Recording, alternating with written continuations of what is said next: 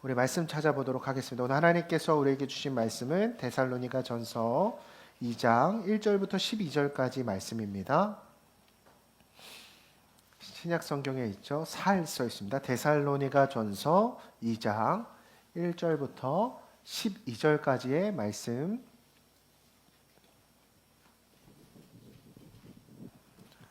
다 찾으셨으면 우리 성경 봉독자의 음성에 맞춰서 합독하여 읽도록 하겠습니다. 합독하겠습니다. 바울과 실로아노 데살로니가전서 2장. 네, 죄송합니다. 합독하겠습니다.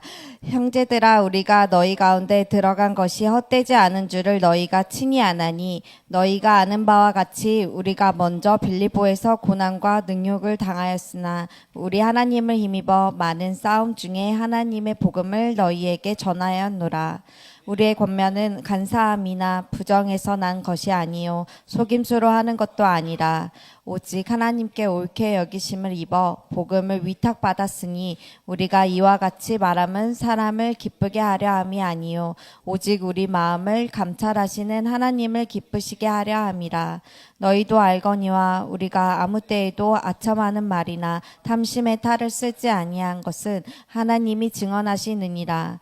또한 우리는 너희에게서든지 다른 이에게서든지 사람에게서든 영광을 구하지 아니하였노라. 우리는 그리스도의 사도로서 마땅히 권위를 주장할 수 있으나 도리어 너희 가운데서 유순한 자가 되어 유모가 자기 자녀를 기름과 같이 하였으니 우리가 이같이 너희를 사모하여 하나님의 복음뿐 아니라 우리의 목숨까지도 너희에게 주기를 기뻐함은 너희가 우리의 사랑하는 자 됨이라. 형제들아, 우리의 수고와 애쓴 것을 너희가 기억하리니 너희 아무에게도 폐를 끼치지 아니하려고 밤낮으로 일하면서 너희에게 하나님의 복음을 전하였노라. 우리가 너희 믿는 자들을 향하여 어떻게 거룩하고 옳고 흠없이 행하였는지에 대하여 너희가 증인이요 하나님도 그러하시도다. 너희도 아는 바와 같이 우리가 너희 각 사람에게 아버지가 자기 자녀에게 하듯 권면하고 위로하고 경계하노니 이는 너희를 부르사 자기 나라와 영광에 이르게 하시는 하나님께 합당히 행하게 하려 함이라. 아멘. 네, 오늘은 데살로니가전서 시리즈 두 번째 시간입니다. 오늘은 교회 어떻게 세워질까요? 라는 제목으로 함께 말씀을 나누도록 하겠습니다. 지난주에 부흥회가 있어서 이 본문 내용이 잘 기억이 안 날 것 같아요. 우리가 도시 속의 교회, 그 데살로니가 교회를 함께 나눴습니다. 그래서 도시 한복판에서 우리가 그리스도인으로 살아간다는 게 쉬워요, 어려워요? 어렵다는 것이죠. 이 신앙을 지키면서 살아들며 또 거기서 성공을 꿈꾸는 곳이기 때문에 겉으로는 굉장히 화려해 보이고 뭐 이렇게 매력적으로 보이지만 정작 그 안에서는 어때요? 경쟁이 끊이지 않고 그 경쟁 속에 불안이 심화되기도 합니다. 그리고 그 안에서 우리가 하나님을 발견하는 게 쉽습니까? 어렵습니까? 어렵다라는 것이에요. 그래서 이 도시 속에서는 마치 하나님이 없는 것 같고 하나님이 죽어있는 것처럼 느끼지 않는 것이 바로 도시다라고 나눴습니다. 그리고 오늘 본문의 중심지였던 이 데살로니가라고 하는 지역도 마찬가지라고 했습니다. 고대의 대표적인 항구 도시였다고요. 수많은 물자들이 이렇게 오고 가면서 돈이 오갔고 사람들이 몰려들었습니다. 그러나 그만큼 치열했고 돈과 우상 그리고 음란이 가득했던 곳이 이 데살로니가라고 하는 도시였다라는 거예요. 근데 우리는 그 안에서 어디를 주목하고 있었죠? 교회. 이 데살로니가라고 하는 이 도시 속에 이 데살로니가 교회가 굉장히 잘 세워지고 있었다라는 거예요. 이런 곳에 교회가 세워지는 게 쉬워요, 어려워요? 어렵다고요. 심지어 이 담임 목사였던 바울은 어떻게 됐습니까? 그곳에서 목회한 지 얼마 되지도 않았는데 그 유대인들의 시기와 박해가 심해지니까 야반도주 했다고요. 교회를 떠나야 했습니다. 이런 극에 달하는 상황. 우리가 생각하기에 담임 목사가 1년도 목회를 하지 않았어요? 모이는 인원들도 사실은 그 신앙의 뿌리가 아직 깊어지지 않았어요? 그럼 우리가 생각할 때 그 교회가 존속될 수 있을 거라 생각해요? 없을 거라 생각해요? 없을 것 같다고 생각한다고요. 근데 데살로니가 교회는 달랐습니다. 개척한 지 1년도 안 된 담임 목사도 없는 교회가 마게도냐와 아가야의 성도들에게 본이 되는 교회가 되었다고 데살로니가전서 1장 7절에 기록하고 있다라는 거예요. 여러분, 마게도니아와 아가야를 우리가 좀 잘 설명. 김관성 목사님이 우리나라 지명으로 이렇게 설명해 주니까 쉬워요. 여러분 마게도니아와 아가야 이거 지역 이름 알아요, 몰라요? 몰라. 그러니까 제가 쉽게 설명해 드리면 데살로니가는 노원이에요. 마게도니아는 서울특별시고 아가야가 대한민국이라고 생각하시면 됩니다. 그 점진적 확장으로서 본이 되는 교회가 바로 어떤 교회였다고요? 데살로니가 교회였다라는 거예요. 그러면 도시 한복판에서 이런 불리한 조건을 가진 이 교회가 어떻게 세워질 수 있었을까? 그리고 이 질문은 우리를 고민하게 만들죠. 어떤 고민을 하게 만들어요? 이 도시, 서울 노원이라는 지역에 세워진 링크 커뮤니티 교회. 이 링크 커뮤니티 교회가 여러분들이 봤을 때 조건이 좋아 보여요, 안 좋아 보여요? 지금 경쟁해야 되는 교회가 주변에 널렸어요. 그죠? 이 불리한 조건과 상황 속에서 앞으로 우리 교회는 어떻게 세워줘야 될까? 세상이 볼 때 우리 교회 참 열악해 보이긴 하죠. 한 번은 어떤 목사님께서 이제 저랑 어떤 이견이 대립될 때 저한테 이렇게 말씀하셨어요. 야, 너 무슨 그 교회 같지도 않은 교회에서 목회하면서. 제가 그 말 들었는데 진짜 상처를 얼마나 많이 받았는지 모릅니다. 그러니까 세상이 볼 때 우리는 적은 인원, 어떤 열악한 상황, 그래서 누구는 우리를 볼 때 그렇게 생각할 수 있어요. 야, 링크 커뮤니티 교회? 그 이름만 뭐 이상하지, 저 교회 오래 못 갈 거야, 이렇게 말할지 모릅니다. 여러분, 그러나 하나님은 어떤 분이세요? 데살로니가 교회처럼 세상이 볼 때 어떠한 불리한 조건 속에서도 주님은 주님의 마음에 합한 주님의 몸된 교회를 세워나가신다라는 거죠. 그러면 하나님은 도대체 어떤 방식으로 그 교회를 세워나가실까? 주님의 마음에 합한 교회는 어떤 교회일까? 오늘 본문은 그 비밀을 분명히 말해주고 있어요. 바울이 데살로니가 교회에 전한 이야기 속에서 오늘 우리는 이 교회를 어떻게 세워나가야 될지에 대해서 함께 나누는 시간이 됐으면 좋겠습니다. 자, 그러면 오늘 본문으로 돌아와서 1절에서 3절 말씀 우리 같이 한번 읽어보도록 하겠습니다. 시작. 형제들아, 우리가 너희 가운데 들어간 것이 헛되지 않은 줄을 너희가 친히 아나니 너희가 아는 바와 같이 우리가 먼저 빌립보에서 고난과 능욕을 당하였으나 우리 하나님을 힘입어 많은 싸움 중에 하나님의 복음을 너희에게 전하였노라. 우리의 권면은 간사함이나 부정에서 난 것이 아니요 속임수로 하는 것도 아니라. 아멘. 자, 바울이 데살로니가의 교회를 세웠을 때 상황이 어떤 상황이었느냐?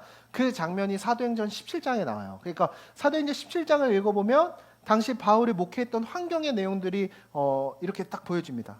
바울이 데살로니가라는 지역에서 그 선교 활동을 열심히 했을까요, 안 했을까요? 전도 열심히 했고 복음을 열심히 전했습니다. 근데 그때 당시 유대인들이 예수님이 선지자라는 말을 듣고 싶어 했어요? 듣기 싫어했어요? 듣기 싫어했어요. 그러니까 이 복음을 전파할 때마다 수많은 사람들이 회심을 하고 예수를 믿기 시작하니까 그 기득권층의 세력이었던 유대인들이 바울을 시기하고 핍박하기 시작합니다. 그런데 그 시기가 저 새끼 재수없어, 이 정도로 끝나는 게 아니라 직접 흥신소에 가서 용역 깡패들을 섭외하는 거예요. 그래서 바울과 실라를 끄집어내서 두들겨 패하겠다라고 하는 계획을 세우고 바울을 향해서 찾아가는데 바울은 겨우 그때 당시에 교인들의 도움을 받아서 야반도주를 해야 했습니다. 근데 남아있던 성도들이 이제 끌려가서 두들겨 맞기도 하고 핍박을 당하기 시작한 게 지금 데살로니가 교회의 상황이었습니다. 교인들이 끌려갔어요. 그러니까 여러분 생각해 보세요. 지금 이제 요 주변에 있는 교회들에서 우리 교회를 이렇게 시기하면서 신고를 했습니다. 그래서 용역 깡패를 불렀는데 목사님만 도망갔어요. 여러분들은 지금 노원경찰서에 지금 끌려가서 구치되어져 있는 상황입니다. 이 지역 사회 내에서 어떤 소문들이 들기 시작할까요? 야, 바울이라는 그 새끼 나쁜 새끼 아니야? 요새 뉴스 보니까 뭐 통일교 총재가 막 검찰 끌려가서 막 이렇게 조사받고 막 이러던데. 그러니까 이게 소문들이 들기 시작하잖아요. 불순한 동기로 사람들 현혹하는 엉터리 교사 아니야? 그러니까 교회가 침몰될 수밖에 없는 상황이죠. 근데 바울이 이 비난을 들을 때 어떻게 대응을 했을까요? 여러분이라면 어떻게 할 것 같아요? 자, 이제 바울이야. 상황을 수습해야 돼요. 이거 수습이 돼요? 이거 쉽지가 않을 것 같죠? 그러니까 여러분들, 이 바울이 지금 할 수 있는 옵션이 뭐가 있을까요? 바울은 말을 잘하잖아요. 그러니까 말이라도 떼어야 되죠. 논리로 맞서면서 야, 나는 그런 사람이 아니야. 나는 그리스도의 복음을 전하는 거야. 나는 선교 사역을 위해 어쩔 수 없이 도망간 거야. 뭐 이렇게 논리로 대항했을까요? 이 데살로니가서가 그 편지라고요. 바울의 변론을 담고 있어요. 아니면 징징거렸을까요? 야, 미안해. 근데 나 진짜 억울해. 내가 진짜 갑자기 공황 증세가 와서 도망칠 수밖에 없어서 이런 말을 했을까요? 아니에요. 바울은 오늘 본문에서 단 한 가지를 내세우고 있습니다. 바울은 이렇게 이야기합니다. 우리가 어떻게 살았는지 너희가 직접 보지 않았냐? 우리가 너희에게 어떤 본을 보였는지 너희가 알고 있다. 지금 데살로니가서에서 바울은 자신의 사역을 회고하면서 자신의 사역이 어땠는지를 세세하게 적고 있어요. 그래서 바울이 오늘 본문 1절, 2절, 5절, 11절에서 무려 4번이나 반복되고 있는 표현이 뭐냐면 여러분들이 알고 있다는 거예요. 뭘 알고 있다는 거예요? 여러분 친히 알고 있습니다. 여러분이 아는 것 같이, 여러분이 아는 대로, 여러분이 아는 바와 같이 나중에는 하나님의 증인이시다 같은 표현까지 하면서 내가 비겁하게 도망간 것이 아니라 내가 이곳에서 그리스도의 본을 보이는 삶을 살아갔다는 걸 이야기하고 있어요. 여기서 우리가 주목해야 될 것은 무엇이냐? 데살로니가 성도들이 따르기를 기대하며 바울이 보여준 본보기가 무엇이냐는 거예요. 여러분이 알고 있다. 그럼 뭘 알고 있어요? 바울이 보여준 모습을 알고 있다는 거예요. 그럼 바울은 어떤 모습을 보여줬을까요? 이게 바로 우리가 주목해야 될 것이에요. 그게 바울의 변론입니다. 그러면 바울은 뭘 보여줬다라는 거예요? 바울은 말로만 예수님이 당신의 인생의 구원자 되십니다. 그 광야 같은 인생에 이제는 당신의 인생에 꽃 피워주실 것입니다를 말로만 전한 사람이 아니라 삶을 통해 보여줬다라는 것을 바울의 고백을 통해 보여주고 있다라는 거예요. 바울은 말로만 그리스도인이 아니라 삶으로 하나님의 계심을 드러낸 사람이었음을 바울은 지금 이야기하고 있다라는 거예요. 당시 바울을 향한 주변 사람들의 비난같이 오늘 우리가 마주하는 세상은 교회를 향해 비난하고 있어요. 엉터리라고 이야기합니다. 화려한 이 도시 속에 하나님이 어디 계시는데 여러분 친구들 그런 얘기 하지 않습니까? 야, 하나님 어디 있어? 야, 하나님이 진짜 살아있는 거 맞아? 손가락질하고 있습니다. 지난 한 주 여러분 일상 가운데 정말 하나님 살아 계셨습니까? 막 그 나이키에서 막 왕따 당할 때 하나님 살아 계셨어요? 하나님 침묵하시는 것 같다고요. 우리조차 답을 내리지 못하고 있지 않습니까? 심지어 뉴스를 통해 만나는 교회들의 모습 보세요. 요새 뭐 교회 뭐 큰 교회 목사님들 뭐 막 이렇게 조사받으니까 종교 탄압이다 뭐다 말 나오는데 부패한 교회들의 모습을 볼 때마다 내가 지키려는 예수, 그 복음의 가치에 대해 우리는 자꾸만 회의가 들어요. 우리 진짜 진리를 믿고 있는 게 맞나? 라는 생각이 든다고요. 우리는 오늘 이 시대 가운데 그러면 어떻게 하나님의 살아계심을 드러낼 수 있습니까? 세상은 손가락질하죠. 나조차도 하나님이 보이지 않는 것 같아요. 근데 우리는 어떻게 하나님의 살아계심을 드러낼 수 있을까요?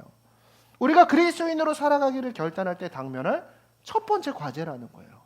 일상 속에 하나님을 드러내는 삶. 그러니까 여러분들 생각해 보세요.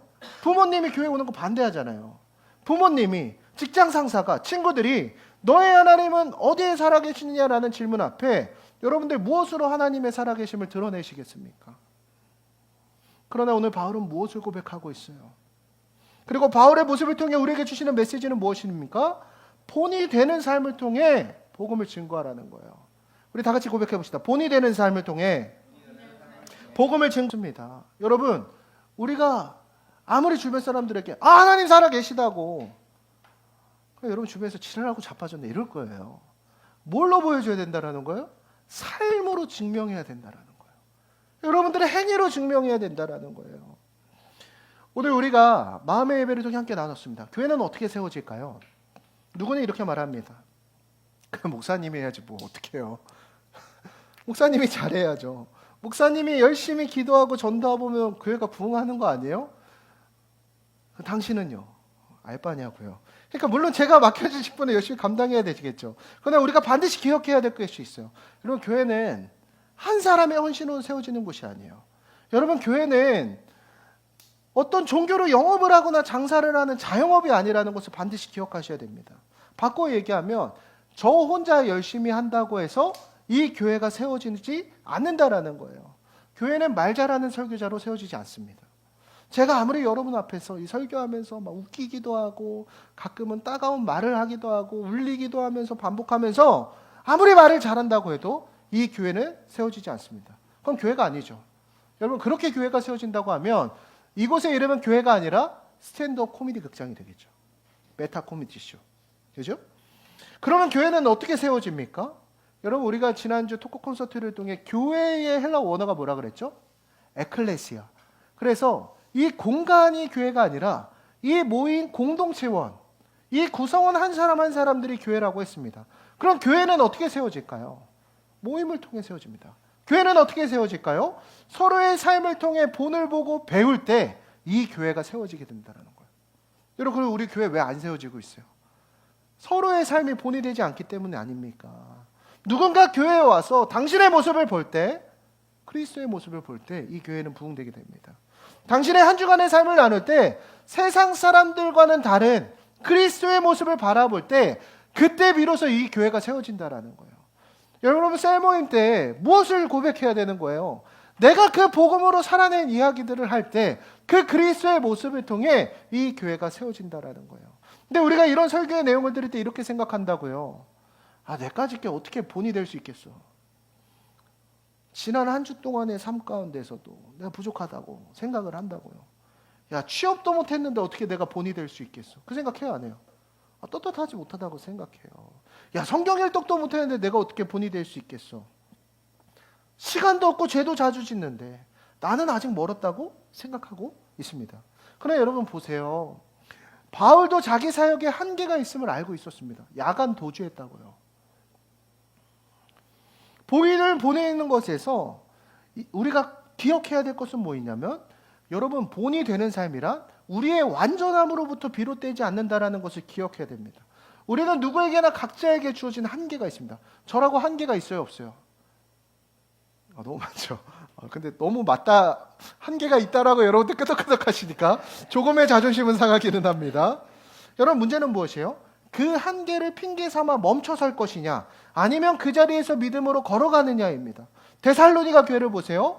바울은 그들에게 이렇게 이야기합니다. 데살로니가전서 1장 7절인데 한번 띄워주세요. 그러므로 너희가 마게도냐와 아가야에 있는 모든 믿는 자의 본이 되었다. 데살로니가 교회는 한계가 있는 교회였어요. 근데 본이 된 시점이 언제입니까? 복음을 받아들인 지 1년도 안 됐대요. 우리 교회 지금 몇 년 차예요? 6년 차예요. 데살로니가 교회 지금 몇 년 차예요? 1년도 안 됐어요. 근데 마게도냐와 아가야에 본이 되는 교회가 되었습니다. 한계를 뛰어넘었다고요. 사실 이 교회는 우리 교회보다 믿음의 연륜도 세월의 무게도 쌓이지 않은 공동체였습니다. 그런데도 이미 그 지역 내 본이 되고 있었다라는 거예요. 왜 그럴까요? 완전해서가 아니에요. 그러나 데살로니가 교인들이 보여줬던 모습은 9절 말씀이에요. 다 같이 보여주세요. 9절. 10절이네요. 우리 다 같이 한번 읽어보겠습니다. 시작. 그들이 우리에 대하여 스스로 말하기를 우리가 어떻게 너희 가운데 들어갔는지와 너희가 어떻게 우상을 버리고 하나님께로 돌아와서 살아계시고 참되신 하나님을 섬기는지와. 여러분 우상을 버리고 살아계신 하나님을 섬기기 시작한 모습, 그 삶의 전환의 모습이 세상 사람들에게 본이 되었습니다. 결국 100마디 말보다 중요한 것은 무엇입니까? 당신의 삶이 내가 지금까지 그 우상으로 섬기며 살아갔던 거 있잖아요. 그게 돈이 될 수도 있고요. 내 인생이 성공이 될 수도 있고요. 인간관계일 수도 있고요. 그 우상보다 하나님을 섬기며 나아가기를 바랄 때 그 삶의 전환이 다른 이들에게 본이 되는 삶이 될 수 있다. 여러분 그 본이 되는 삶이 데살로니가 교회 공동체를 세워나갔다라는 거예요. 결국 100마디 말보다 중요한 것은 무엇이에요? 나의 삶이 단 하루라도 이 복음의 진리에 따라 살아가기를 결단하는 것을 통해 이 교회는 세워지게 된다라는 것이에요. 지난 부흥회 때 김관성 목사님께서 설교 중에 저희 커뮤니티 목회자들 망했다고 이제 앞으로 더 어려워질 폐양 산업을 붙들고 있는 참 불쌍한 인생들이라고 막 이렇게 설교하다 가셨습니다. 영주가 설교 끝나니까 엉엉 울면서 와요. 목사님 사모님 불쌍해서 어떡해요. 인생 망했네. 엉엉 울면서 안아주더라고요. 여러분 제 삶 보고 있지 않습니까? 저는 왜 이 목회의 여적을 붙들고 있습니까? 저는 한 가지 가치를 믿기 때문이에요. 데살로니가 성도들이 그랬다는 것처럼 세상의 수많은 우상들을 우리에게 제시하며 나아갈 때 하나님을 주인으로 모시며 섬기는 삶을 붙들며 살아가는 삶이 제 삶을 통해 증거하길 원하기 때문이에요. 제가 이 목회를 통해 많은 돈을 원하겠습니까? 인생의 부귀영화를 원하겠습니까? 성공을 원하겠습니까? 그러나 그리스도를 붙들고 살아가는 인생에 충분한 가치가 있음을 제 삶을 통해 여러분들에게 증거하고 싶습니다. 여러분 제 삶을 통해 그것들을 바라보고 계십니까? 야, 이렇게 삭막하는 교회. 그래서 여러분, 나는 부족해서 본이 될 수 없습니다라는 말은 핑계입니다. 이 한계가 많은 인생 가운데서도 본이 되어질 수 있다라는 거예요. 우리가 그리스도를 따르는 순간 이미 우리는 세상 가운데 본이 되는 삶을 살아갈 수 있습니다. 여러분 그냥 쉽게 말해서 여러분 믿지 않는 가정에서 내가 교회 가야 돼요라고 하면서 그 가족 간의 모임 가운데 내가 그 나의 신앙을 드러내는 순간, 직장에서 내가 교회 안에서 해야 되는 그 말씀을 읽고 큐티를 하는 순간, 그리고 내가 기도하는 순간, 다른 사람들은 쉽게 타협할 때 나의 양심을 지키는 순간 당신은 이미 본을 보이고 있다라는 것이에요. 사랑하는 여러분, 기억하십시오. 핑계에 숨지 마세요. 나는 뭐 신앙도 안 좋은데, 나는 뭐 지금 직장도 없는데, 핑계 대지 마세요. 여러분들, 우리는 자신의 한계를 넘어서 본이 되는 삶을 살아갈 수 있습니다. 그 핑계는 결국 우리의 신앙의 성장을 가로막는다라는 거예요. 내가 완전해진 다음에 본을 보이는 것이 아니라 지금 이 자리에서 예수를 따르는 그 삶 자체가 본이 되는 삶으로 살아갈 수 있다라는 거예요. 어떤 가치를 붙들며 살아가시겠습니까? 그 우상이 아닌 하나님을 섬기겠습니다를 결단하는 삶으로 나아갈 수 있는 저와 여러분이 되길 간절히 소망합니다. 오늘 본문으로 돌아와서 7절에서 9절 말씀, 7절에서 9절 우리 가연이가 한번 큰 목소리로 한번 읽어보겠습니다.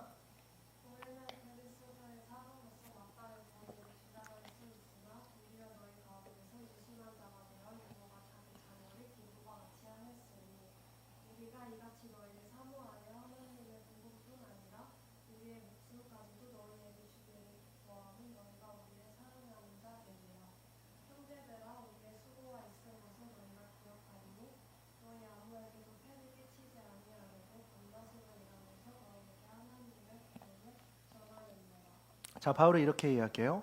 자신의 사도의 권리를 충분히 주장할 수 있었대요. 여러분, 사도의 권리는 무엇입니까? 사도는요, 교회로부터의 어떤 몫을 요구할 수 있는 존재였겠죠. 당연히 자신의 생활비를 요구하거나 자신의 지위에 대한 존경과 대접받기를 충분히 할 수 있었습니다. 근데 바울이 뭘 얘기해요?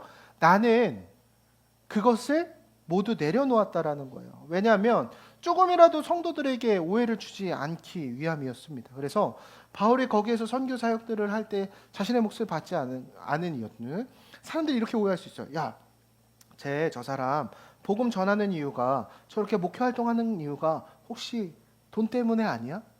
이렇게 생각할 수 있잖아요. 이런 말조차 나오게 하지 않기 위해서 바울은 스스로 평일에는 돈을 벌면서 밤낮으로 복음을 전했다라고 오늘 성경에서는 이야기하고 있어요. 더 나아가 그는 자신을 유모처럼, 아버지처럼 성도들을 위해 헌신하며 자신의 삶을 낮추었다고 고백하고 있어요.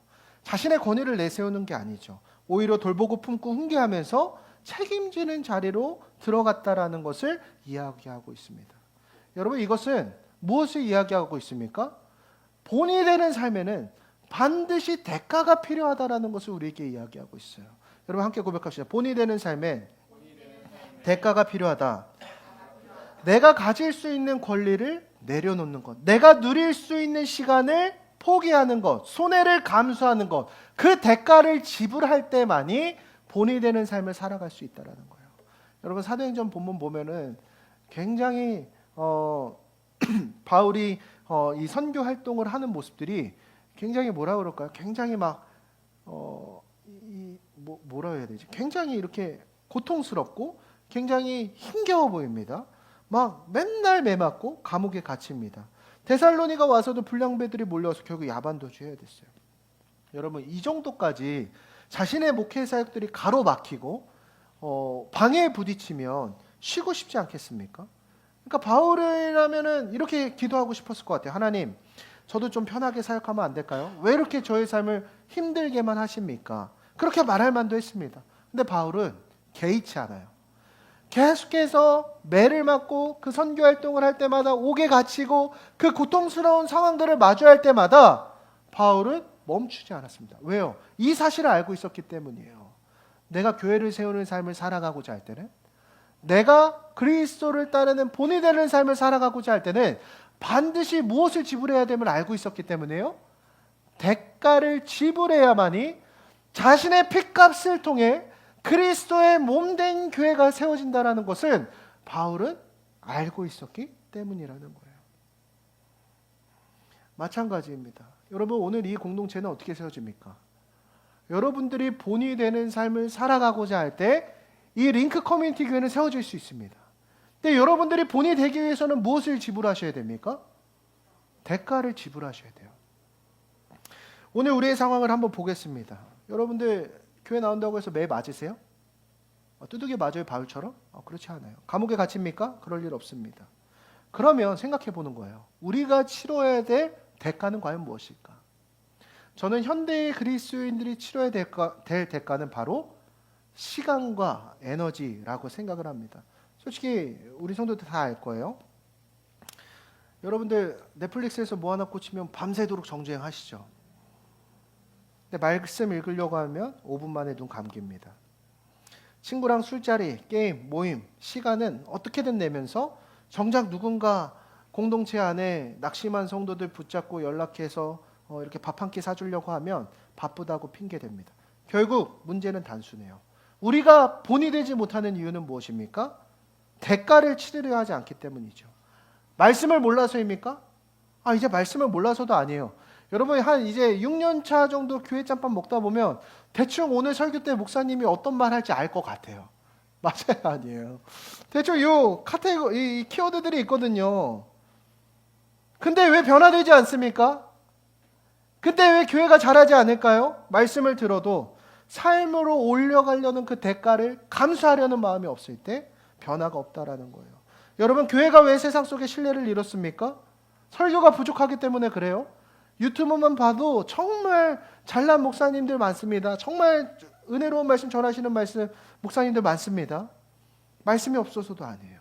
그러나 왜 오늘 교회는 손가락질 당합니까? 대가를 감수하지 않아요. 본받을 사람이 없고 본이 되려는 사람이 없기 때문입니다. 그래서 그 신앙의 고리가 모두 끊겨버렸어요. 복음은 들었는데 그 다음 단계로 이어지지 않는 것입니다.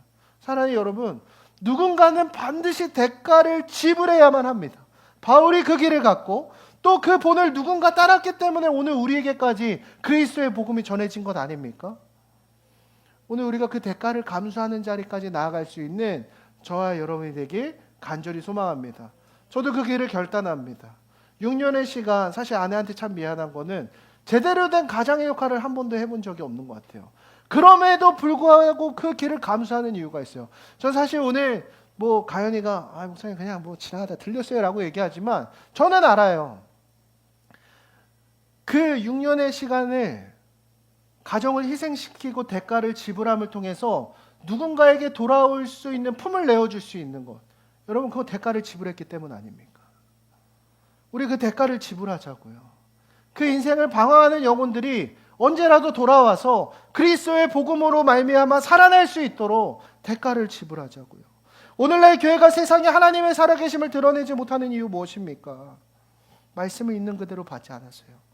말씀을 받아도 별별아디를 일으키지 못하는 이유는 본받지도 본이 되지도 않아서입니다. 이제 우리 차례라고요. 교회는 당신의 에너지와 시간과 당신의 피값으로 말미암아 교회가 세워지게 됩니다. 나의 권리와 편의를 내려놓는 결단을 통해 이 주님의 몸된 교회를 함께 세워나갈 수 있는 저와 여러분이 되길 간절히 소망합니다. 여러분 함께 하시겠습니까? 간절히 소망합니다. 우리 마지막으로 10절에서 12절이에요. 우리 같이 한번 읽어보죠. 시작. 우리가 너희 믿는 자들을 향하여 어떻게 거룩하고 옳고 흠없이 행하였는지에 대하여 너희가 증인이요 하나님도 그러하시도다. 너희도 아는 바와 같이 우리가 너희 각 사람에게 아버지가 자기 자녀에게 하듯 권면하고 위로하고 경계하노니 이는 너희를 부르사 자기 나라와 영광에 이르게 하시는 하나님께 합당히 행하게 하려 함이라. 아멘. 바울은 여기서 자신의 삶을 회고하며 자신의 사역을 다시 한번 증명하며 우리가 거룩하고 옳고 흠없이 살았다라고 고백합니다. 이거는 나 자랑하는 게 아니에요. 야, 나 이렇게 열심히 살겠어. 제가 지금 여기서 설교함도 야 내가 이만큼 대가를 감수했어 날 자랑하는 것이 아닙니다. 이 이야기를 하면 무엇을 의미합니까? 우리의 삶 자체가 하나님의 복음을 증거하는 도구였다라고 고백하고 있다라는 거예요. 그리고 덧붙여 말하기를 우리는 아버지가 자녀에게 하듯 권면하고 위로하고 경계했다라고 말하고 있어요. 단순히 말로만 전한 것이 아니라 진심을 다해 삶으로 복음을 증명했고 동시에 성도들의 삶을 복음화로 끌어들이기 위해 권면하고 격려했다라고 이야기합니다. 바울은 이 이야기를 이 편지 전체에서 반복하고 있어요. 앞에서 2절 말씀에서도 이렇게 이야기합니다. 많은 싸움 가운데서도 하나님 안에서 담대하게 복음을 전했다. 여기에서 담대하다라는 단어는 파랄레시아라는 단어인데 원래 뜻은 숨기지 않고 자유롭게 공개적으로 말한다는 뜻이에요. 즉 바울은 숨어서 이 복음을 전하는 것 전전긍긍하면서 숨긴 게 아니라 세상 한가운데서 공개적으로 자유롭게 진실하게 복음을 전했다라는 거예요. 그리고 3절에서 권면했다라는 단어를 파라켈라오라는 단어를 사용하고 있는데 그냥 내가 지식을 가르쳤어. 당신은 죄인입니다. 예수 그리스도가 당신을 십자가에 못 박혀 죽으셨습니다. 예수님 부활하셨습니다. 그로 말미암아 당신도 예수 그리스도와 함께 다시 살아났습니다. 이 지식을 전달했다라는 게 아니에요. 여기서 권면했다라는 것은 말씀을 설명하고 난 뒤에 이제 우리 그렇게 살아가자. 나의 삶을 통해 그렇게 증거함으로 보여줄게. 너도 그 삶을 통해 따라와라고 용기를 주었다라는 거예요. 여러분 이게 복음을 전하는 사람의 책임이자 공동체를 세우는 방식이라는 거예요. 우리가 이 교회를 세워나가기 위해서는 담대한 파랄레시아, 우리의 삶 가운데서 살아계신 하나님 나라의 복음을 증거하는 모습이 필요하고 파라칼레오, 그 권면을 통해서 우리가 그들의 삶 가운데 본이되어주는 삶의 모습들을 보여줘야 된다는 거예요. 우리가 붙들어야 할 핵심은 무엇입니까? 복음을 전하는 일이란 나의 어떤 생각이나 나의 가치관들을 전하는 게 아니라는 거죠. 바울은 나를 변화시킨 하나님을 드러내는 삶을 살아갔다라는 것을 우리에게 이야기하고 있어요. 그러나 현실은 어떻습니까? 우리가 이 말씀을 들으면서도 여전히 자기중심적 사고에 갇혀 있어요. 나는 아직 부족해서 안 돼. 나는 그럴 만한 끄다 아니야. 난 변한 게 없어. 근데 내가 무슨 복음을 전해? 사실 이런 생각들은 겸손해 보이는 것 같지만 본질적으로는 여전히 내 안에 나 자신에게만 그 생각이 갇혀 있는 거예요. 여러분 솔직히 말씀드리면 오늘날 이 세상에 여러분들을 통해 보기 원하는 건 여러분들의 삶이 아니라 여러분들의 안에 계신 하나님입니다. 세상은 우리 삶 속에 역사하시는 예수 그리스도의 흔적을 보고 싶어 하는 거지 내가 얼마나 완벽해졌는지를 보고 싶어 하는 것이 아니라는 거예요. 그러니까 오늘 말씀이 이야기하는 것은 내가 무언가를 전하려고 하는 것이 아니라 나를 변화시킨 복음을 전하는 거예요. 그게 본이 되는 삶의 본질이라는 거예요. 문제는 우리가 각 사람마다 복음에 대해서 이해한 깊이가 다를 수 있습니다. 어떤 사람은 이 복음의 가치에 대해서 깊이 이해할 수 있고 누구는 수박 겉핥기 하듯이 내가 말씀도 모르고 예수 그리스도를 따르는 게 뭐 십자가 이야기라는 게 잘 모를 수 있습니다. 중요한 건 내가 이해한 만큼 나눌 수 있죠. 여러분들이 예수를 왜 믿는지 그 복음에 대해서 내가 전할 수 있다라는 거예요. 그러니까 내가 완벽한 뒤에 전하는 게 아니라 지금 내가 깨달은 만큼 전하고 그 전하는 과정에서 내가 또 잘할 수 있다라는 거예요. 오늘 우리가 그 고백을 전하는 삶을 살아가기로 결단할 수 있는 저와 여러분들에게 간절히 소망합니다. 그래서 오늘 나 자신에게 초점을 맞추는 신앙생활에서 벗어나 그 하나님 나라의 복음에 시선을 둘 때 우리가 그 증거하는 삶을 살아갈 수 있어요. 그리고 내가 이해한 만큼 삶으로 실천하며 살아가기를 원할 때 내 안에 살아계신 예수 그리스도가 드러나게 되는 줄 믿습니다. 우리 같이 한번 고백합시다. 나를 묵상하지 말고 복음을 증거하자. 이것이 본이 되는 삶의 마지막 키워드이며 오늘 우리에게 주신 사명이라는 거예요. 여러분 말씀을 정리하려고 합니다. 오늘 말씀을 통해 여러분 데살로니가 교회를 통해 무엇을 바라보았습니까? 첫 번째로 교회는 본이 되는 삶으로 세워진다라는 거예요.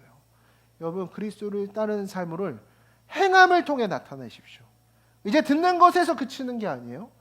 이 들은 말씀을 가지고 이제 삶 속에서 내가 치열하게 싸워 나가는 거예요. 이번 한 주 동안 내가 가정에서 내 직장에서 들은 말씀을 갖고 내가 아는 만큼이라도 전해보겠습니다. 권면하겠습니다. 싸워내겠습니다. 결단하는 거예요. 그것이 복음의 삶이요. 그리고 그 본이 되는 삶은 무엇을 요구한다고요? 대가를 요구한다고요. 여러분 시간과 에너지를 들이십시오. 그냥 세워지지 않는다고요. 오늘 여러분들이 하나님께 올려드리는 그것을 통해 하나님께서는 본이 되는 삶을 그리고 교회를 세워나가십니다. 그리고 본이 되는 삶의 최종 목적은 나 자신이 아닌 우리가 드러낼 것은 그 하나님 나라의 가치, 복음입니다. 내가 아는 만큼 전하는 거예요. 그것을 통해 이 교회가 세워지게 될 줄 믿습니다. 우리 반주 좀 해주세요. 여러분 여전히 이 도시 가운데 하나님은 살아계시지 않는 것 같아요. 그러나 면밀히 말하면 도시 가운데 하나님이 살아계시지 않는 게 아니라 도시에 살아가는 우리가 그 하나님을 드러내지 않고 있는 건 아닙니까? 여러분 이제 드러내며 사십시오. 그 드러내며 살 때 수많은 핍박과 어려움들 당할 거예요. 채원이만 봐도 생각해 보세요. 그 가정에서 모두가 교회 다니는 걸 반대해요. 거기에서 이제 내가 진짜 이 복음의 가치대로 조금 더 내가 드러나기를 결단할 때 수많은 핍박 마주할 수 있습니다. 그러나 그게 진리의 길이에요. 결단하는 거예요. 그렇게 살아가기를 대가를 감수하는 거예요. 그때 이 공동체가 주님의 몸된 교회 될 줄 믿습니다. 여러분 세상 우리 교회 보고 손가락질 한다고요. 야 얼마나 이거 가나 보자.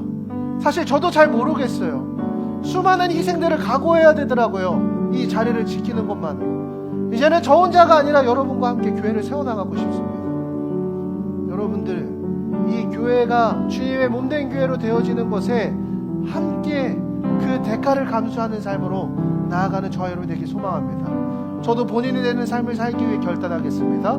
이 시간 우리 함께 기도함으로 결단하며 나아갈 수 있었으면 좋겠습니다. 내가 그 세상 영상으로부터 이제 그 복음의 가치를 지니며 살아가겠습니다. 우리 시간 함께 찬양할 때 내가 주인 삼은 우리 함께 찬양하며 나아가겠습니다.